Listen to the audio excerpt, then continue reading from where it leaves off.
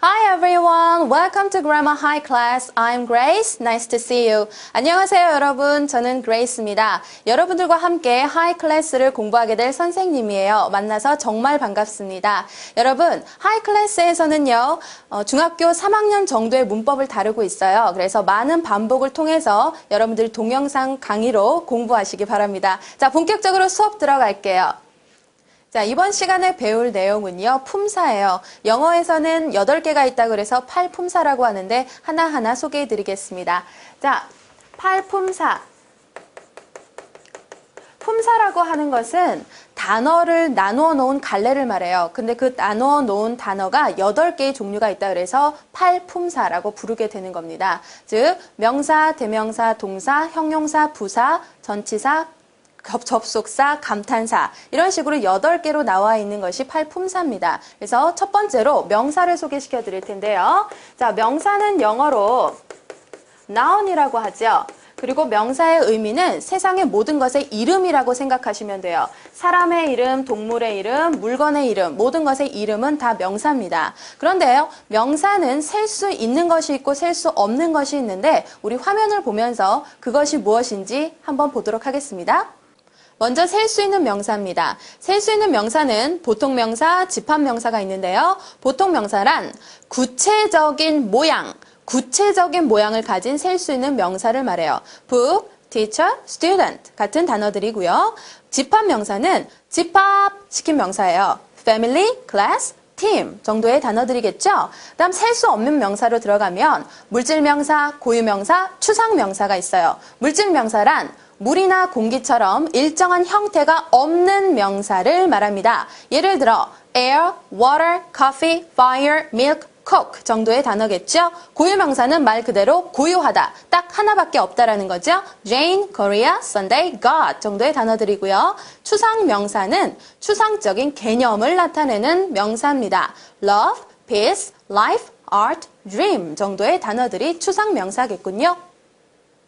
자, 지금까지는 명사의 종류에 대해서 봤죠? 지금부터는 명사가 문장 속에서 하는 역할을 한번 보여드릴 텐데요. 명사는 문장 속에서 주어의 역할을 해요. 그리고 목적어의 역할을 하기도 하고요. 그리고 마지막으로 보어의 역할을 하기도 합니다. 자, 예를 들면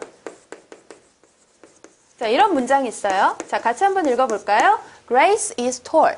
여기서 명사를 찾아보세요. Grace, 그렇죠? 사람의 이름이니까 해석해보죠. Grace는 키가 크다. Grace는 이라고 해서 주어의 역할을 하고 있네요. 그 다음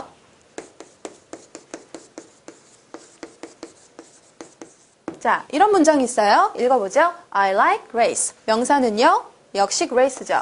해석해보세요. 나는 Grace를 좋아한다. 여기서 Grace는 목적어의 역할을 하고 있죠. 그 다음 세 번째로 이런 문장이 있네요. 자, 한번 읽어보죠. This is Grace. 명사를 찾으시면 역시 Grace입니다. 그럼 이 Grace가 하는 역할은 뭐냐면 얘를 만약에 빼보세요. 없으면 This is. 이 사람은 입니다. 말이 안 통합니다. 이런 식으로 문장의 빈약한 부분을 채워주는 Grace가 바로 이 문장의 보어 역할을 하고 있다고 생각하시면 되겠죠? 자, 이런 식으로 명사는 문장 속에서 주어, 목적어, 보어 역할을 할 수 있다라고 가볍게 소개시켜 드렸고요. 그 다음 두 번째 품사입니다. 자, 두 번째 품사는 이렇게 생겼네요. 대명사. 대명사는 영어로 pronoun이라고 얘기를 합니다.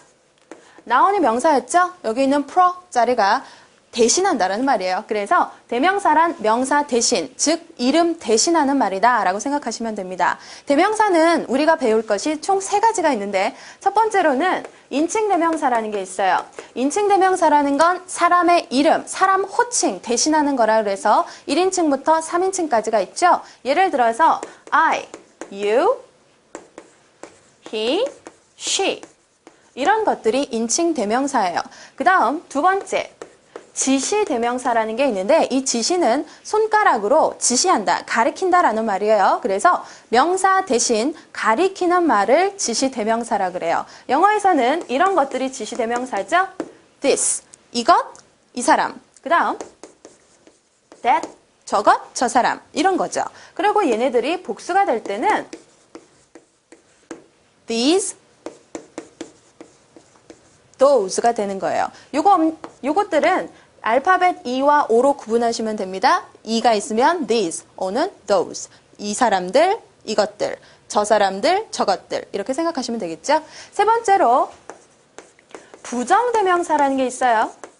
이건 역시 이름 대신 쓰는 건데 부정이라는 말은 정해지지 않았다라는 거예요. 즉 정해지지 않은 명사 대신에 쓰는 말을 부정대명사라고 합니다. 우리 화면 보면서 한번 더 정확하게 보도록 할까요? 자, 부정대명사는 첫 번째로 one이 있습니다. one은 불특정한 사람이나 불특정한 사물을 가리키는데요.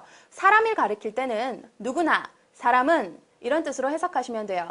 문장을 예를 보면 One should love one's neighbors. 여기서 one과 once라고 하는 말은요. 누구나, 사람은 이런 표현이라서 사람이라면 당연히 해야 되는 걸 말합니다. 즉, 사람은 자기 이웃을 사랑해야 한다라고 해석하시면 되겠죠.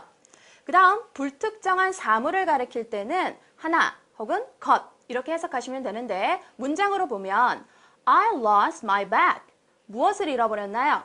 그래요. 가방을 잃어버렸어요. 그래서 I have to buy one. 나는 하나를 또 사야 돼요. 그렇죠? 그럼 여기서 one이 가리키는 건 뭘 사야 된다는 소리예요? 그래요. 가방을 사야 된다는 거예요. 그런데 가방, 정해진 가방을 사는 게 아니라 가게에 가서 아무런 가방을 사겠다라는 표현이 되는 거죠. 두 번째 부정대명사입니다.